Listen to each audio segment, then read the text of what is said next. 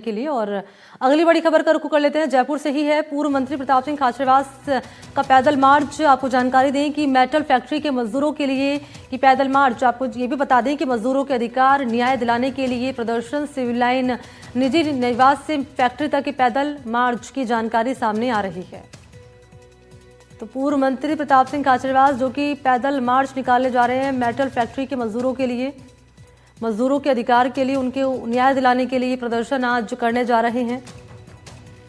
पूर्व मंत्री Pratap Singh Khachariyawas civil line निजी निवास से मेटल फैक्ट्री तक की पैदल मार्च निकाला जाएगा प्रताप सिंह खाचरियावास की ओर से।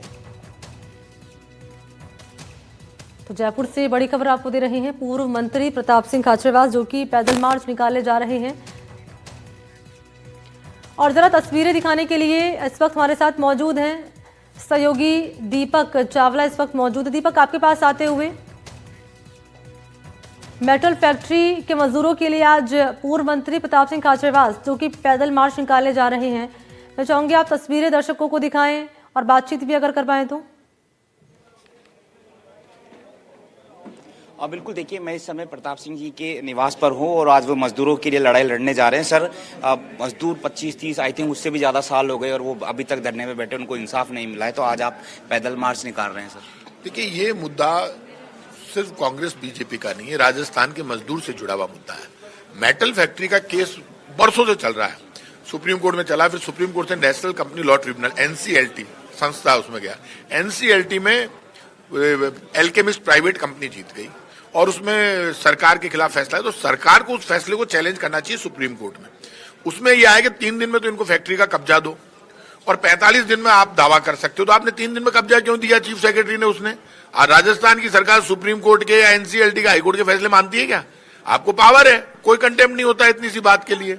फिर आप एल्केमिस्ट को दे दिया, आप एल्केमिस्ट से बैठ के बात करके 25% हिस्सा मजदूर को दिला दो, तो मजदूर को 15 से 20 लाख रुपए मिल जाएंगे। 1558 मजदूर है अभी रोल कॉल पे। वैसे तो 10-15 हजार मजदूर परिवार है जयपुर में, यहाँ पर जो रिटायर्ड हो चुके हैं, उनके सबके पैसे बाकी है, पेंशन है वो मिलती नहीं है।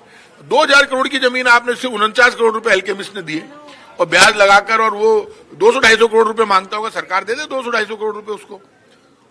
वो 150 करोड़ रुपए में तैयार हो रहा था उस वक्त, सरकार 150-200 करोड़ रुपए उसको दे के बाकी 1800 करोड़ रुपए जो बचे उसमें से 400-500 करोड़ रुपए मजदूर को दे दे, फिर भी सरकार को कमाई होगी, कम से कम 1000 करोड़ रुपए बचेंगे सरकार के। तो सरकार 2000 करोड़ की जमीन, 60,000 की जमीन आप बताओ एल्केमिस्ट को सरेंडर कर दी, तो इसमें घोटाला हुआ है, भ्रष्टाचार हुआ है।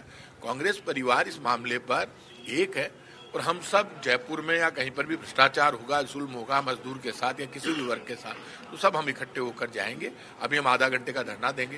ये पुष्पेंद्र जी, गंगा देवी जी, ये सारी मैडम, सब हमारे साथ लोग खड़े, बाकी लोग वहाँ शामिल हो जाएंगे। जो आए सब आ जाएंगे, जो नहीं है वो नहीं आ पाएंगे। लेकिन ये लड़ाई शुरू हुई है मजदूर के लिए, मेटल फैक्ट्री के लिए, तब तक चलेगी जब तक मजदूर को न्याय नहीं मिल जाता। सर, बीजेपी आई थी तब तो ये कहा था कि हम मजदूरों की सुनेंगे, लेकिन ये तो धरना ही, इनको तो बहुत लंबा टाइम हो गया, कई तो बेचारे रहे ही नहीं इस दुनिया में।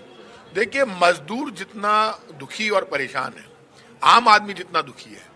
बीजेपी वालों ने ये कहा था कि हमारी राजस्थान में सरकार बनेगी तो हम हिंदू परिवार को 1 लाख रुपए देंगे, हर हिंदू परिवार को।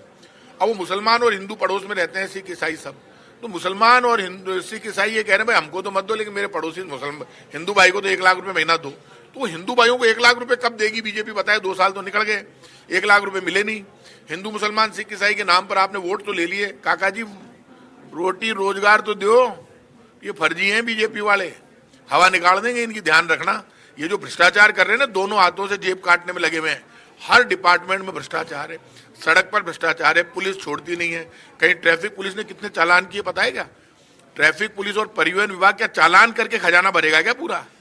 जनता के पीछे बढ़ गए, सड़क दुर्घटनाओं में लोग मर रहे हैं, किसी डिपार्टमेंट में काम नहीं होता। नगर निगम में भ्रष्टाचार, JDA में भ्रष्टाचार, राजस्व विभाग में भ्रष्टाचार, हर डिपार्टमेंट में भ्रष्टाचार हो रहा है और भ्रष्टाचार बीजेपी वाले खुलकर कर रहे हैं। और मुख्यमंत्री जी चिल्ला चिल्ला कर भाषण दे रहे हैं। काका जी, भाषण चिल्ला चिल्ला कर देने से काम नहीं होगा। 2 साल हो गए, ये पुष्पेंद्र भारद्वाज खड़े हैं, खाड़ा हो रही है 1-1 फुट का सांगानेर का मायन। 2 साल में 1 फुट का खाड़ा को नहीं भर सका। यदि 2 फुट का होता तो कहीं होता। हालत बहुत खराब है। सांगानेर, विद्याधर नगर और छोटवाड़ा, ये 3 विधानसभा क्षेत्र नंबर 1 पर है। एक मुख्यमंत्री भजनलाल जी शर्मा का है, एक उप मुख्यमंत्री दिया कुमारी जी का है और एक मंत्री राज्यवर्धन सिंह जी का है। ये तीनों सेलिब्रिटी हैं। कोई अपने आप को सलमान खान समझता है, कोई अपने आप को अमिताभ बच्चन समझता है, लेकिन सलमान खान और अमिताभ बच्चन तो पर्दे के हीरो हो। आप तो जमीन पर असली काम करके दिखाओ, तब लोग मानेंगे। ऐसे कैसे मानेंगे? बातें ही बातें करे। और ये मुख्यमंत्री चिल्ला चिल्ला कर बोलता है ये कर देंगे, जमीन संभाल ले। काका कौन डर है? थारसू कोई कौन डर है? बिल्कुल ये प्रताप जी थे जो कि अब रवाना हो रहे हैं पैदल मार्च के लिए, और इनके साथ बड़ी संख्या में जो कार्यकर्ता है वो भी यहाँ पर रवाना हो रहे हैं। यहाँ से इनका जो सिविल लाइन जो घर है, सिविल लाइन से ये रवाना होते हुए वहाँ पर जो ऊपर हसनपुरा में जो मेटल कंपनी है वहाँ तक ये लोग जाएंगे। और पुष्पेंद्र भारद्वाज से भी हम बातचीत कर लेते हैं। पुष्पेंद्र से बात करें। पुष्पेंद्र जी, मजदूरों के लिए आज न्याय के लिए आप लोग सड़कों पर निकले हैं, पैदल मार्च निकाल रहे हैं। देखिए, बहुत अन्याय हो रहा है। सरकार पूरी तरह से भ्रष्टाचार में लिप्त है, और जो 2,500 करोड़ की संपत्ति है उस संपत्ति को इन्होंने 50 करोड़ में सरेंडर कर दिया। सरकार को 150 करोड़ 200 करोड़ दे देने चाहिए थे। जिस कंपनी से इनका लिटिगेशन चल रहा था, सुप्रीम कोर्ट में इन्होंने चले। तो मेटल मजदूरों के अधिकार के लिए, उनके हकों के लिए न्याय दिलाने के लिए ये मार्च निकाली जा रही है, और वहीं से तस्वीरें सहयोगी दीपक पहुंचा रहे थे। शुक्रिया आपको दीपक तमाम जानकारी के लिए। और आगे बढ़ लेते हैं।